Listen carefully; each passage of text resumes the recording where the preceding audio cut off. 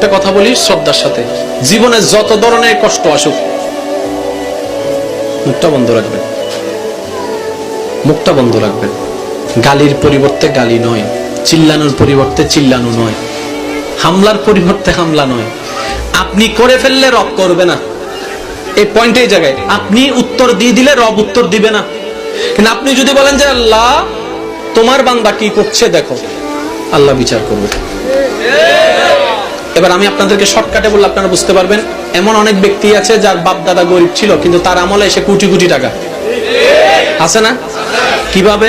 আপনারা শুধু এতটুকু বলবেন যে আল্লাহ দিছে। তা আল্লাহ দিছে কিভাবে? হয়তো ওনার পরিবারের কেউ একজন ওনার সম্পত্তি কেউ খেয়ে ফেলছে, দখল করে নিয়েছে। ওই দাদা কিংবা দাদার বাবা আল্লাহর কাছে বিচার দিচ্ছে, আল্লাহ তুমি আমাকে যা দিয়েছো তা তোমার বান্দা নিয়ে নিছে, যেহেতু বান্দাটা তোমার, আমাকে আমার হিসাব বুঝাই দিতে হবে, আমাকে আমার হিসাব বুঝাই দাও, তোমার বান্দা যেহেতু জায়গা দখল করছে। আল্লাহ পাক ওই বান্দার আমল নামার মধ্যে নাতির কিংবা নাতির পুতির আমলে 10 গুণ সম্পদ ব্যবস্থা করে দিয়েছে।